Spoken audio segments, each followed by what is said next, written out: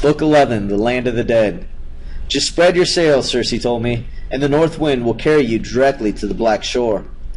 Beach your ship and go inland, looking for the lake where the river of fire and the river of tears meet. Dig a trench, there on the shore, a forearm's length on each side, and sacrifice a black lamb and a young goat. The spirits of the dead will soon appear, drawn by the smell of blood. Have your men quickly burn the carcasses and sacrifice to the 12 gods, while you draw your sword and stand over the trench. You may see the spirits you know, but let none touch the blood until Tiresias appears. Question him about your journey, and he will tell you everything. Elpenor, how did you get here? You were with us yesterday.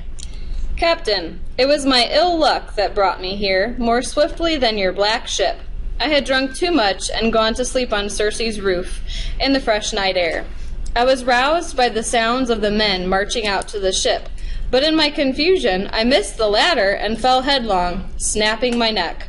Captain, I know you must go back that way again, and I pray you, by the love you bear me and the long years we served together, burn my body, raise a monument of stones for me, and plant atop it the long oar I pulled in life. I promised him, and his spirit faded back into the darkness. But then came another shade I knew too well, Anticlea, my own beloved mother, who had still lived when I sailed for Troy. The sight broke my heart, but I kept my sword out, and she held back from it, until finally I saw the man I sought. Tiresias! So, great Odysseus, you come to me for prophecy and advice. You want to know how you can return home to your beloved island of Ithaca. Yes, great sage. Tell me what you see. How can I complete my journey? You can only reach your home by disciplining yourself and your men. Heed my words. You must not touch the cattle of Helios, the sun god, who sees all. If you leave those sacred beasts unharmed, your ship and all your crew will reach Ithaca safely. But if you allow your men to kill any of Helios's cattle, then your ship and your crew will be destroyed, and you will suffer more long years at sea. You'll return at last, but under a strange sail, unrecognized at home, and your palace overrun by enemies, suitors who seek to eat up your flocks and claim your wife. Once you have killed these men, whether in open combat or by stealth, and put your house in order, you must take your oar with you and travel inland until you reach a country where men know nothing of ships or the sea. You will know you've reached the place when a stranger asks you what is on your shoulder and thinks it is a flail or some tool for threshing grain. There you must plant your oar and make a rich sacrifice to Lord Poseidon, a ram, a bull, and a breeding boar, asking his forgiveness for putting out the eye of his son Polyphemus. Then return home and make rich sacrifices to all the gods in turn. If you do this, then death will come upon you peacefully in old age, with your loved ones around you. Your words mix the bitter and the sweet. But tell me this too. I think I see my mother there, shadowy and insubstantial.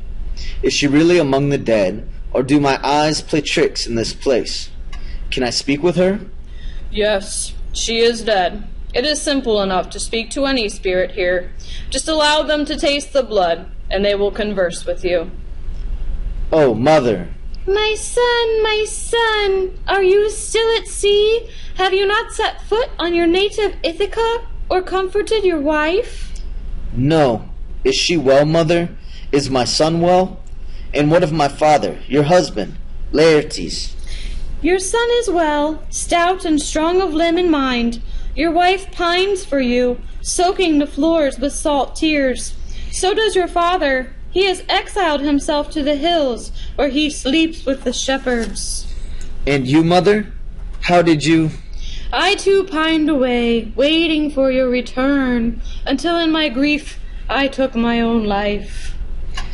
My mother's shade faded away, and through my tears I saw a crowd of famous ladies approach.